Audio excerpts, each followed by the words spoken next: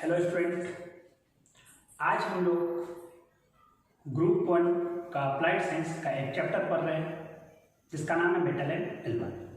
आज इसका ये दूसरा लेक्चर है। पहले लेक्चर में हमने पढ़ा था मेटलर्जी के बारे में। मेटलर्जी क्या होता है? तो अगर किसी भी ओर में से हम लोग अगर मेटल को निकालते हैं तो ये जो प्रोसेस होता है निकालने का उसको हम लोग मेटलर्जी बोलते हैं। मेटलर्जी करने के लिए हम लोगों को कुछ स्टेप्स को फॉलो करने होते हैं। सबसे पहला स्टेप था crushing of ore. Crushing of ore में क्या करना होता है कि जो भी तुम्हारा ओर मिलता है, जो भी ओर मिलेगा वो स्टोन के फॉर्म में होगा या रॉक के फॉर्म में होगा, मतलब चट्टान के फॉर्म में होगा। सही है। तो उसको हम लोग पहले उसको छोटे छोटे टुकड़े मतलब कि पाउडर फॉर्म में उसको लोग कन्वर्ट कर देते हैं। ठीक है। अच्छा, पाउडर फॉर्म में कन्वर्ट हो गया, उसके बाद हम लोग दूसरा स्टेप अप्लाई करते हैं। दूसरे स्टेप का नाम है concentration of ore. Concentration of ore में हम लोग क्या करते थे कि जो भी तुमने पाउडर फॉर्म का बनाया था ओर को, उसमें हम लोग इम्प्योरिटी हटाएंगे। इस प्रोसेस को करने के दो तरीके थे। ऐसे तो बहुत सारे तरीके हैं, लेकिन हमने दो तरीका पढ़ा था। एक था ग्रेविटी प्रोसेस और दूसरा था मैग्नेटिक प्रोसेस। इन दोनों प्रोसेस के थ्रू हम लोग इम्प्योरिटी को हटाते हैं और इसको हम लोग बोलते हैं कंसंट्रेशन ऑफ ओर। अच्छा, जब कंसंट्रेशन ऑफ ओर हो जाता है ना, उसमें से इम्प्योरिटी हट जाता है, तो हम लोग क्या करते हैं कि उस ओर का तीसरा स्टेप में वो जो भी ओर है जिसमें से इम्प्योरिटी हम लोग हटा चुके हैं, अब उसको हम लोग मेटल ऑक्साइड में कन्वर्ट करते हैं।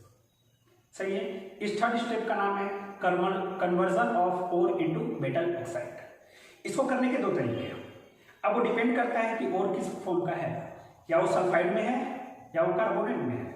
अगर वो सल्फाइड में है तो हम लोग रोस्टिंग करेंगे, और अगर वह कार्बोनेट में है तो हम लोग कैल्सिनेशन करेंगे। बोलो क्लियर है? अच्छा, जब ये काम हो जाता था तो उसके बाद हम लोग नेक्स्ट स्टेप करते थे, और उस स्टेप में conversion of metal oxide into metal. अब जो भी मेटल ऑक्साइड है उसको किस में कन्वर्ट करते थे? मेटल में। ये जो प्रोसेस होता था, ये जो स्टेप है, जो भी प्रोसेस जो मेटल ऑक्साइड को मेटल में कन्वर्ट करेगा उसको हम लोग बोलते थे स्मेल्टिंग। बोलो, इसमें कोई कष्ट वाली बात नहीं है। यहाँ तक हम लोगों ने पढ़ा था। फिर हमने पढ़ा था metallurgy of iron. Metallurgy of iron कहने का मतलब क्या हुआ कि किसी भी आयरन ओर्स में से, किसी भी आयरन ओर में से हम लोग क्या करेंगे? आयरन को निकालेंगे। इस प्रोसेस को हम लोग क्या बोलेंगे? Metallurgy of iron. अच्छा, तो कैसे निकालेंगे? तो भाई आयरन का ओर होना चाहिए। तो आयरन का ओर, ये 5 आयरन के ओर्स होते हैं। सही है। अच्छा, एक है हेमाटाइट, एक है लिमोनाइट, एक है मैग्नेटाइट, एक है पैराइट और एक है साइराइट। अच्छा, ध्यान से देखें तो साइराइट जो होता है वो एक आयरन ओर है जो किस फॉर्म में होता है? कार्बोनेट के फॉर्म में। अच्छा, पायराइट जो है वो किस फॉर्म में होता है? सल्फाइड के फॉर्म में। और हेमाटाइट जो है, इन सबको नहीं चर्चा, इन तीनों की ज्यादा चर्चा करते हैं। और ये जो अपना हेमाटाइट है वो किस फॉर्म में है? तो ये तुम्हारा फॉर्म ऑक्साइड का फॉर्म में है। बोले, इसमें कोई कष्ट वाली बात नहीं है ना? तो ये कुछ ओर्स हैं, आयरन ओर्स। ठीक। अच्छा, अब हम लोग को एक्सट्रैक्शन ऑफ मेटल करना है, सॉरी एक्सट्रैक्शन ऑफ आयरन करना है ना, कि अब हम लोग कैसे कैसे आयरन को निकालेंगे। बोलो क्लियर है? इसमें कोई कष्ट वाली बात नहीं है। बोलो क्लियर? चलो,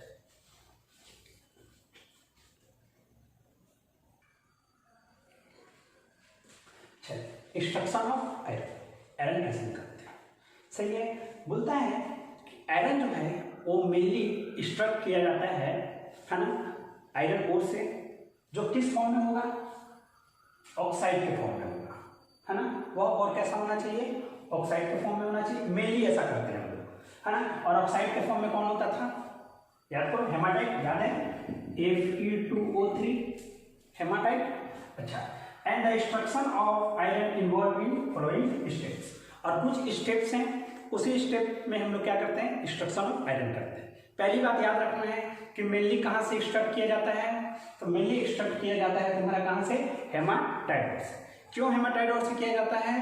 क्योंकि सॉरी, हेमाटाइट से आयरन ओर कौन सा होना चाहिए? हेमाटाइट होना चाहिए। अच्छा, क्यों किया जाता है? क्योंकि ऑक्साइड के फॉर्म में होता है। बोलो, इसमें कोई कष्ट वाली बात?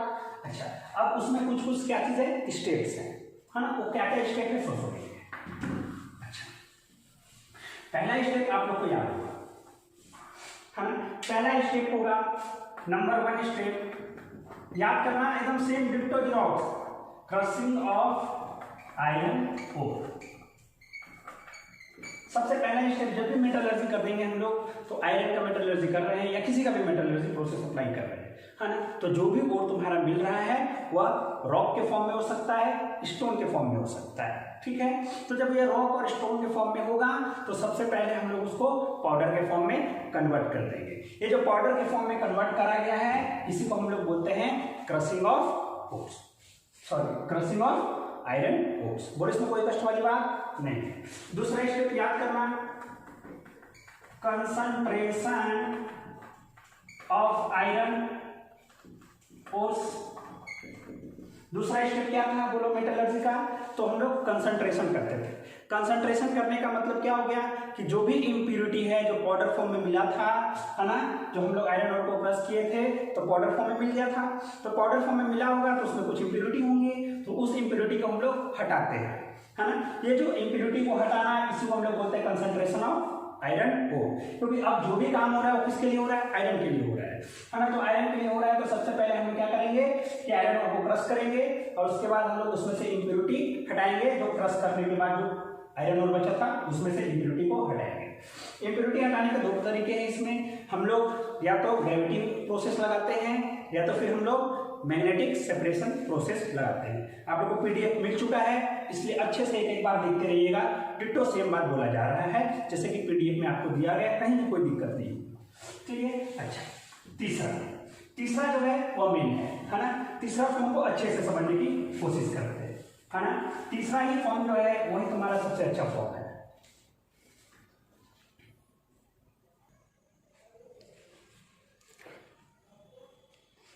चलिए थर्ड स्टेप को ढंग से सुनेंगे।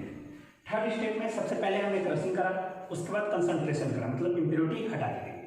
अब जो भी और बचा हुआ है जिसमें से इम्प्यूरिटी हट गई है अब उसमें से हम लोग कैंसिलेशन करेंगे, सॉरी आपका मेटल आयरन ओर को हम लोग किस में कन्वर्ट करेंगे, आयरन ऑक्साइड में कन्वर्ट करेंगे। क्या बोलता है क्वेश्चन देखिए, इस स्टेट में iron ore from where impurity has been removed, वह आयरन ओर जहां से इम्प्यूरिटी हट गया है, सही है, has been removed is converted into metal oxide, और मेटल ऑक्साइड कहने का मतलब कि आयरन ऑक्साइड।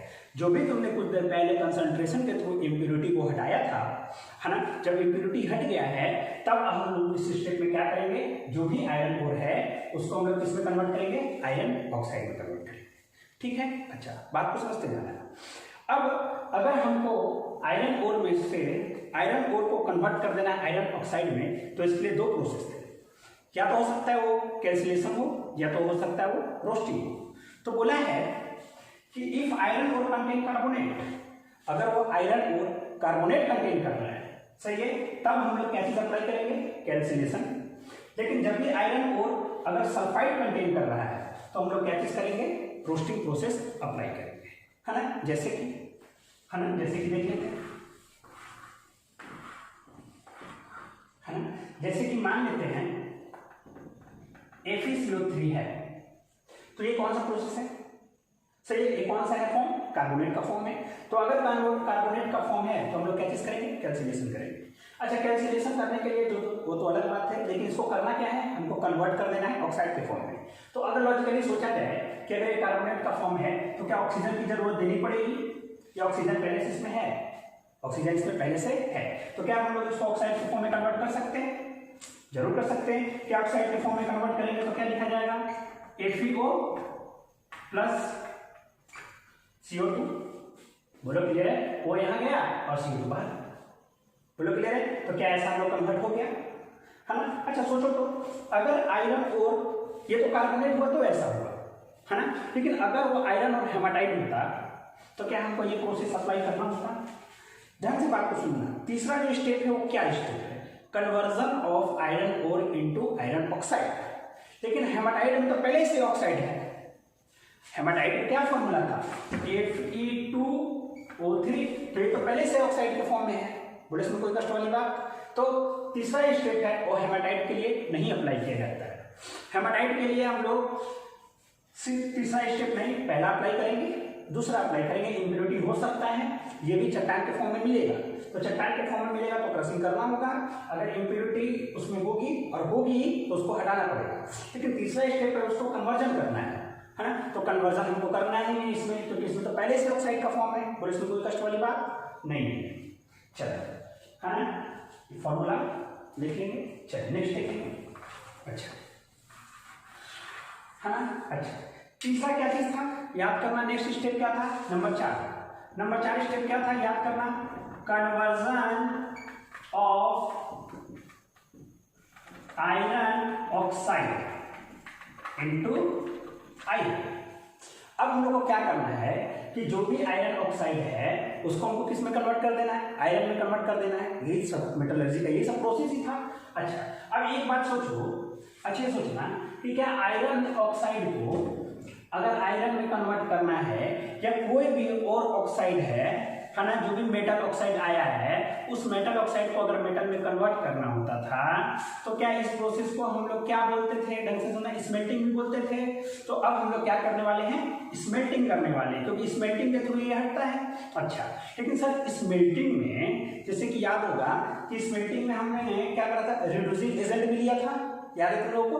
तो यहाँ भी हमको रिड्यूसिंग एजेंट लेना पड़ेगा, इसमें कोई कष्ट वाली बात नहीं है। अच्छा अब जो आयरन और जो भी अब तुम्हारा आयरन ऑक्साइड है उसको आयरन में जब हम लोग कन्वर्ट करते हैं तो स्मेल्टिंग प्रोसेस करना होता है। अब जो स्मेल्टिंग प्रोसेस है यह हम लोग करते हैं ब्लास्ट फर्नेस में। कहाँ पे करते हैं, ब्लास्ट फर्नेस में। ठीक बात, इसमें कोई कष्ट वाली बात नहीं है। अच्छा अब ब्लास्ट फर्नेस में स्मेल्टिंग हम लोग कैसे करते हैं, अब इसके बारे में देखेंगे।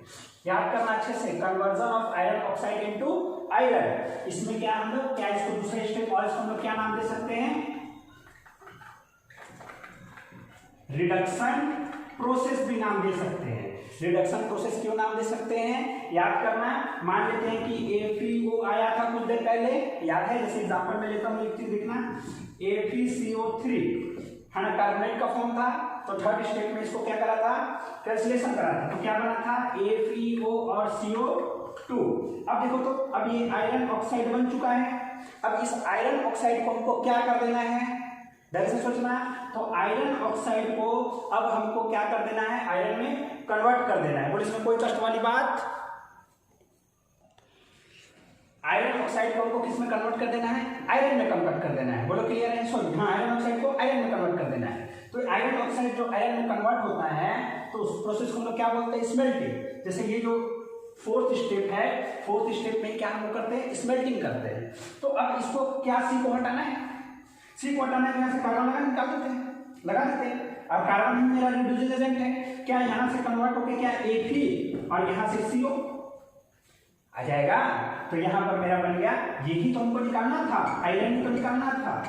बोलो क्लियर है। तो ये प्रोसेस क्या कहलाता है, स्मेल्टिंग। लेकिन इतना आसान स्मेल्टिंग नहीं है। स्मेल्टिंग के लिए हम लोग क्या चीज यूज करते हैं, स्मेल्टिंग कहाँ पर होता है, तो ब्लास्ट फर्नेस में होता है। अब सवाल ये उठता है कि ब्लास्ट फर्नेस क्या करता है। तो ब्लास्ट फर्नेस आयरन ऑक्साइड को किस में कन्वर्ट कर देता है, आयरन में कर देता है।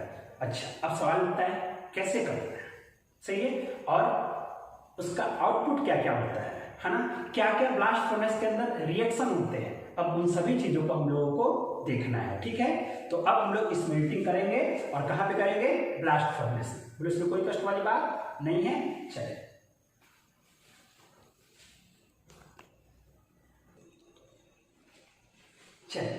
देखिए, ये तुम्हारा ब्लास्ट फर्नेस है। ठीक है, ब्लास्ट फर्नेस जो होता है वो चिमनी लाइक स्ट्रक्चर होता है।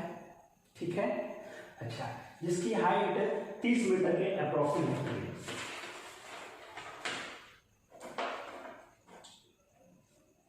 इसकी हाइट कितनी होती है, 30 मीटर के अप्रोक्सीमेट होती है। सही है। अच्छा इसमें होता क्या है, सो सुनना। हम लोग क्या करते हैं कि ऊपर से, कहां से, ऊपर से, याद है तुम लोगों को कि तुमने आयरन ऑक्साइड बनाया है। ठीक है, अच्छा तुमको कार्बन चाहिए। ठीक है, याद करना ये स्मेल्टिंग प्रोसेस है। स्मेल्टिंग प्रोसेस फोर्थ स्टेप में होता था। फोर्थ स्टेप क्या बोलता था कि जो भी आयरन ऑक्साइड है उसको आयरन में कन्वर्ट करो। अच्छा, आयरन ऑक्साइड को आयरन में कन्वर्ट करने के लिए एग्जांपल ले रहा हूं, क्या याद है, AfeO प्लस सी, सही है। क्या बन गया था, Fe प्लस CO। तो तुमने क्या चीज लिया, आयरन ऑक्साइड को आयरन में कन्वर्ट करने के लिए कार्बन लिया, कोक। बोलो क्लियर है। अच्छा, और साथ साथ हम लोग लाइम स्टोन, है ना, इन तीनों को यहां से हम लोग इसमें डालते हैं, ठीक। अच्छा, उसी समय यहां जो दिखाई दे रहा है या फिर ये चीज दिखाई दे रहा है, या दोनों जगह से हॉट एयर हम लोग क्या करते हैं, इंजेक्ट कराते हैं, और ऊपर से हम लोग आयरन ऑक्साइड, कोक और लाइमस्टोन हम लोग डालते हैं। बोलो क्लियर है। फिर ब्लास्ट फर्नेस 30 मीटर हाइट का होता है, चिमनी लाइक स्ट्रक्चर होता है, ठीक है। अच्छा सुनेंगे, इस प्रोसेस में हम लोग आयरन ऑक्साइड को आयरन में कन्वर्ट करते हैं। सबसे पहले चीज हम लोग क्या करते हैं कि ऊपर से आयरन ऑक्साइड, कोक और लाइमस्टोन तीनों डालते हैं, ठीक। आयरन ऑक्साइड तो पता है कि उसको तो आयरन को ही निकालेगा। अच्छा, उसके लिए हम लोग क्या चीज यूज करते हैं, कोक यूज करते हैं। बोलो बात क्लियर है। अच्छा, कोक क्यों यूज करते हैं, क्योंकि रिड्यूसिंग एजेंट का काम करता है, स्मेल्टिंग प्रोसेस नहीं होता था। अच्छा, लाइमस्टोन क्यों डालते हैं, नहीं मालूम है, और हम अभी जानने में भी इंटरेस्टेड नहीं है, ठीक। अच्छा, इन तीनों को हम लोग इसमें डालते हैं, उसी समय हॉट गैस यहाँ से पास कराते हैं।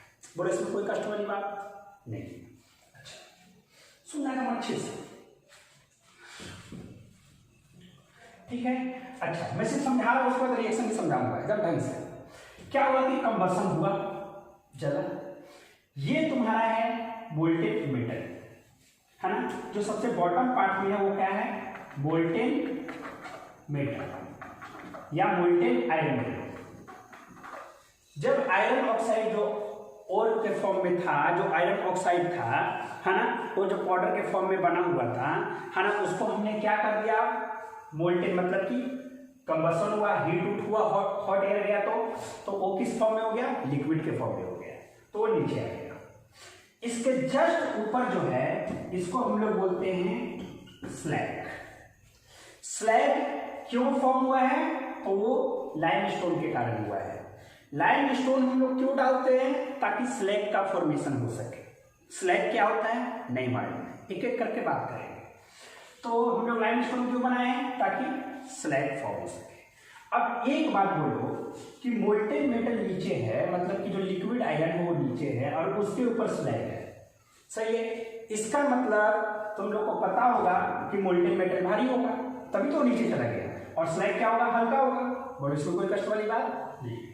अच्छा, अब क्या होगा कि इसके ऊपर होने के कारण, स्लैग के ऊपर होने के कारण, इस मोल्टेन मेटल में, है ना, ऑक्सीजन के साथ रिएक्शन नहीं होगा, क्योंकि तो नीचे बैठ गया है, तो रिएक्शन होगा तो ऊपर वाले पोर्शन में होगा। बोलो क्लियर है। अच्छा, तुमको दिखाई दे रहा है कि यहां से एक नल लगाएंगे हम लोग, सही है, और इस नल के थ्रू मोल्टेन मेटल बाहर निकलेगा, और इसके ऊपर भी एक नल लगाएंगे हम लोग, वहां से हम लोग स्लैग बाहर निकालेंगे। स्लैग एक टाइप का इम्प्योरिटी होता है, सही है।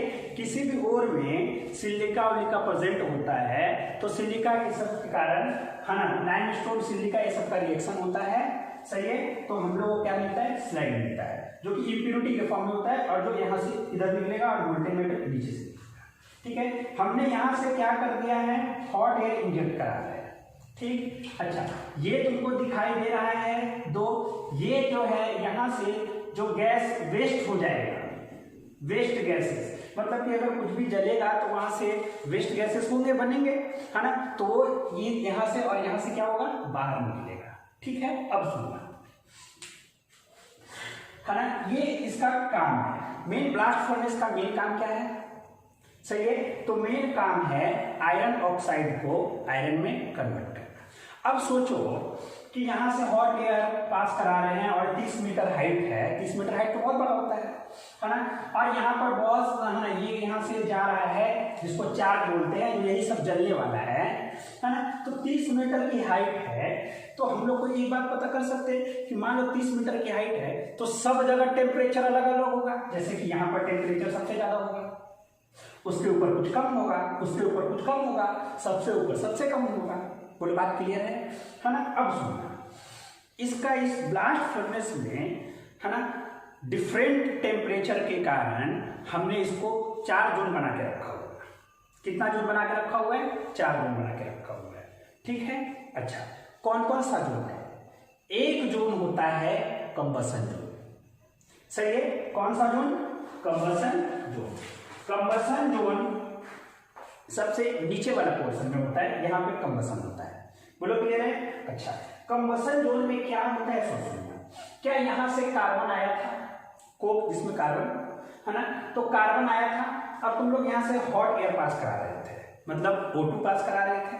अच्छा, कार्बन और O2 का जब रिएक्शन होगा तो कितने लोगों को लगता है कि CO2 बनेगा? CO2 बनेगा। तो यहां पर कंबसन हो रहा है तो इसके जस्ट ऊपर क्या बना? CO2 गैस बना है। बोलो क्लियर है? अच्छा, लेकिन CO2 जब बन जाएगा, लेकिन अभी भी CO2 बनने के बाद भी अभी भी तुम्हारा जो है ना, वो कार्बन कम नहीं हुआ है ना, वो कम नहीं हुआ है ना। तो क्या CO2 फिर क्या करेगा कि कार्बन के साथ फिर रिएक्शन होगा। जब कार्बन के साथ फिर रिएक्शन होगा तो क्या यहां बना CO2 और ऊपर कौन बन गया? कार्बन मोनोऑक्साइड है ना। सब रिएक्शन लिखवाया जाएगा। ठीक है। अच्छा, और इसके ऊपर जो होता है उसके ऊपर ही हम लोग आयरन फॉर्म होता है ना। स्टेज समझ लेना है एकदम ढंग से। पहला कंबसन जोन, यहां पर कंबसन जोन में 2 रिएक्शन, एक कार्बन का ऑक्सीजन के साथ कार्बन डाइऑक्साइड बनाया और कार्बन डाइऑक्साइड फिर किसके साथ? कार्बन के साथ, तो कार्बन मोनोऑक्साइड बनाया। ठीक है। लेकिन यह क्या जोन है? अब सुनना, अब यही जोन है यहां पर है ना। इस जोन पर, सबसे टॉप वाले जोन पर, क्या यहीं पर तुम्हारा आयरन बनेगा? इसका मतलब बात क्लियर है भाई कि आयरन ऑक्साइड किसके साथ रिएक्शन करेगा? कार्बन मोनोऑक्साइड के साथ है ना। तब जब रिएक्शन होगा तो क्या मिल जाएगा मेरे को? आयरन मिल जाएगा। बोलो बात क्लियर है एकदम यहां तक? इसमें कोई कष्ट वाली बात नहीं है। अब हम लोग एक एक टर्म करके पढ़ते हैं। ठीक है। चलो ये फोटो देख लें है ना, समझ लें। आपको PDF में सब कुछ लिखाया गया है ढंग से। ठीक है। चलो आगे फिर से सुनना। इस ब्लास्ट फर्नेस में डिफरेंट टेम्परेचर के कारण है ना, क्योंकि इसमें जो टेम्परेचर का जो वेरिएशन होता है ब्लास्ट फर्नेस में वो 1850 केल्विन से लेकर के है ना 570 केल्विन तक या 550 केल्विन तक होता है ना। मतलब सबसे ज्यादा यहाँ पर सही है ना 1850 और यहाँ से लेकर 570 केल्विन तक। ठीक है। तरह तरह का टेम्परेचर का डिफरेंस होता है। सबसे कम 1850, सबसे ज्यादा 570 है ना। तो अलग अलग होता है सभी जगह टेम्परेचर का वेरिएशन, टॉप से लेकर बॉटम तक। इस बेसिस पर हमने इसको कितने जोन में डिवाइड करा हुआ है? 4 जोन में डिवाइड करा गया है। बोलो बात क्लियर है? अब सुनना है चारों जोन क्या क्या होता है और उसमें रिएक्शन क्या क्या होते हैं। ठीक है।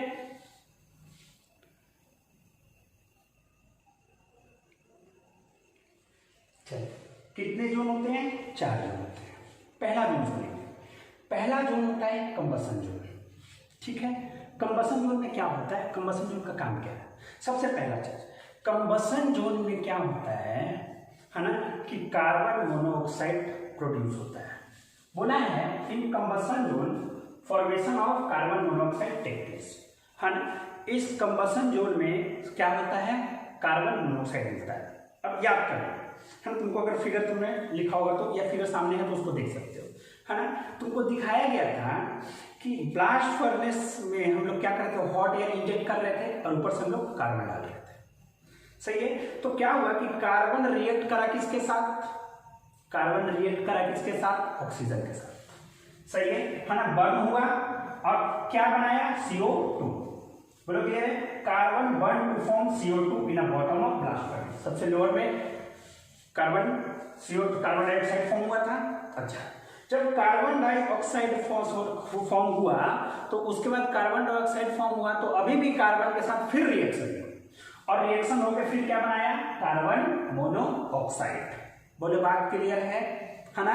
एकदम इसमें कोई कष्ट वाली बात नहीं है। याद रखना, हर बार 6 नंबर का क्वेश्चन आता है, बोलता है कि write down the reaction take place in blast furnace. हर बार यही पूछेगा तुमसे क्वेश्चन, और ये क्वेश्चन 6 मार्क्स का देता है ना। तुम अपना क्वेश्चन बैंक चेक कर सकते हो। तो सबसे पहले 2 रिएक्शन, C+O CO2 और हीट, और दूसरा C+O2 2C। बोले इसमें कोई कष्ट वाली बात नहीं। ये कहां पर होता है? तो बॉटम ऑफ ब्लास्ट फर्नेस। क्या होता है कि कार्बन जो है, कोक है, वो बर्न होता है ना, और बर्न होकर कार्बन डाइऑक्साइड बनाता है। जब वो कार्बन डाइऑक्साइड बना लेता है तो फिर वो कार्बन के साथ रिएक्ट करता है, कोक के साथ रिएक्ट करेगा, और फिर क्या बनाता है? कार्बन मोनोऑक्साइड बनाता है। बोलो क्लियर है? ये तुम्हारा पहला जोन जिसको बोला गया है कंबसन जोन। नोट बनता है।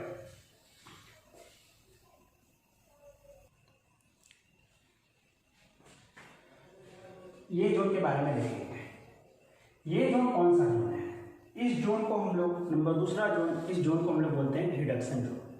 रिडक्शन जोन सबसे ऊपर वाला पार्ट होता है ब्लास्ट फर्नेस का। अब तुमको फिगर से ध्यान में आ गया कि सबसे ऊपर वाले पार्ट में आयरन का फॉर्म होता था, आयरन वहीं पे फॉर्म होता था। इसका मतलब this zone is the upper most part of blast furnace, और इस जोन में क्या होगा?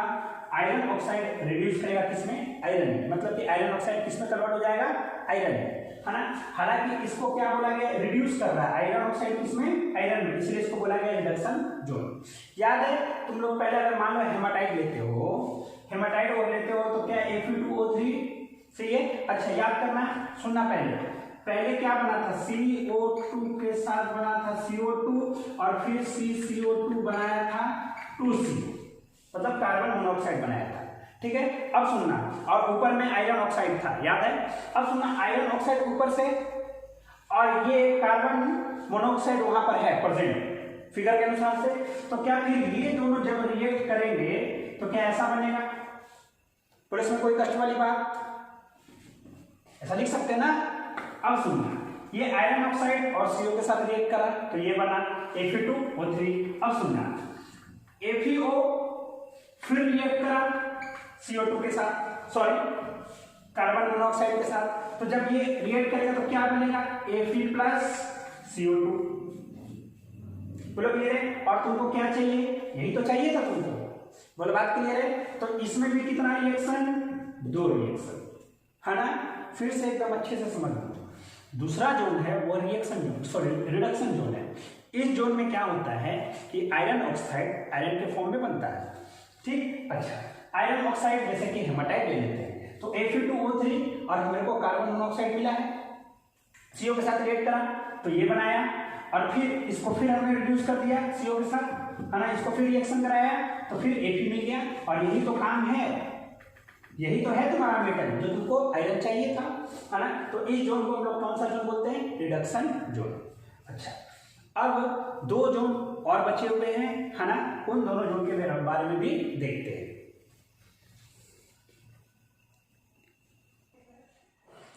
है ना। अच्छा, तीसरा जोन, इसको हम लोग बोलते हैं जोन स्लैग फॉर्मेशन जोन। अब याद करना, एक बात अच्छे से सोचना, क्या तुम लोग स्टार्टिंग में क्या कर रहे थे कि आयरन ऑक्साइड, कोक और लाइमस्टोन तीनों डाल रहे थे, और नीचे से क्या कर रहे थे? हॉट गैस डाल रहे थे। तुमको बहुत बढ़िया बात, ये बात हमको बिल्कुल समझ में आया, ठीक है। अच्छा, जब ये बात समझ में आ रहा है हमको, तो एक बात मेरे को अच्छे से बताना कि ठीक भाई सब कुछ बहुत बढ़िया चल रहा था, ठीक है, लेकिन सब कुछ बहुत बढ़िया चल रहा था तो कार्बन तो भाई ऑक्सीजन के साथ सब कुछ रिएक्टिवेट हो रहा था, है ना, हमको बहुत अच्छा लग रहा था। लेकिन ये कहानी तो सिर्फ कार्बन के साथ हुआ।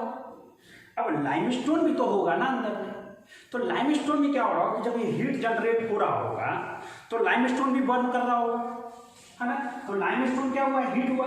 तो लाइमस्टोन जब हीट हुआ COC3 तो क्या बना? CO और CO2। बोलो क्लियर है? अच्छा, अब सोच कि जब ये बन गया है तो क्या अब क्या बोला गया कि अच्छा लाइमस्टोन क्या करता है, तो जो भी सैंड है ना, उसको आयरन ओर में जो भी इंप्योरिटीज बच गए हैं जिसको हम लोग नहीं हटा पाए थे, जैसे कि सैंड हो गया, यहाँ पर सैंड ही है मेन, है ना, तो क्या करेगा अब CaO इसके साथ रिएक्ट करेगा और ये बना देगा तुम्हारा कैल्शियम सिलिकेट। Calcium silicate. दो पार्ट एकदम अच्छे से सोचो, हम लोग 3 चीज डाल रहे थे, क्या क्या? आयरन ऑक्साइड, और क्या डाल रहे थे? और हम लोग डाल रहे थे कोक और डाल रहे थे लाइमस्टोन। तो ठीक आयरन ऑक्साइड और कोक का तो मामला समझ में आ गया, वो तो दूसरा पार्ट चला गया। लेकिन जो लाइमस्टोन डाले हम लोग वो भी तो हीट हो रहा होगा ना, तो जब वो हीट हो रहा होगा तो क्या यहाँ से हीट होते साथ CO2 बाहर चला जाएगा। अब बच गया CO। अब CO अगर है ना, तो वो इसके साथ रिएक्ट करेगा, है ना, क्योंकि इसका तो काम ही है सैंड को रिड्यूस करना। तो जब ये SiO2 के साथ रिएक्ट करेगा तो ये चीज बनाएगा, और इसको हम लोग बोलते हैं कैल्शियम सिलिकेट, और यही तुम्हारा क्या चीज है, स्लैग है। बोलो बात क्लियर है, ठीक है। अच्छा, चौथा जोन बहुत ही ऐसी जोन है ना, उस जोन को हम लोग बोलते हैं zone of fusion. Zone of fusion में क्या होता है कि जैसे कि मान लेते हैं कि ये जोन जो होता है ना, वो कंबसन जोन के ऊपर होता है, ठीक। कंबसन जोन के जस्ट ऊपर वाला जो जोन होता है उसको हम लोग बोलते हैं zone of fusion. Zone of fusion में होता क्या है कि जैसे आयरन जो होता है वो कुछ एब्जॉर्ब करके रख लेता है, सही है ना। जैसे कि मान लेते हैं कि फास्फोरस हो गया, जैसे कि सिलिकॉन हो गया, ये सब जो चीज है ना वो क्या कर देते हैं, यहाँ पर मेल्ट हो जाते हैं, और मेल्ट होके वो नीचे आके गिर जाते हैं, ठीक है। और वहां से हम लोग आयरन से सब कुछ जितना भी इम्प्योरिटी है वो क्या हो जाता है, हट जाता है। फिर से मैं बात कर रहा हूँ, जोन ऑफ फ्यूजन क्या है। जोन ऑफ फ्यूजन है वो कंबसन जोन के जस्ट ऊपर है, ठीक है। इसमें क्या होता है कि आयरन जो भी ऑब्जर्व करके रखा हुआ इम्प्योरिटी है ना, उसको हम लोग क्या कर देते हैं, वहां से अलग कर देते हैं। जैसे कि हो गया जो भी कुछ ऑब्जर्व, जैसे कि SI हो गया, है ना, जैसे कि फास्फोरस हो गया, ये जो भी चीज है ऑब्जर्व करके रखा हुआ तो क्या हो जाता है, मेल्ट हो जाता है, और मेल्ट होके बॉटम में क्या हो जाता है, कलेक्ट कर लिया जाता है ना। इसको हम लोग बोलते हैं जोन ऑफ फ्यूजन, है ना। अब मेरा सवाल ये है कि एग्जाम में क्वेश्चन क्या है,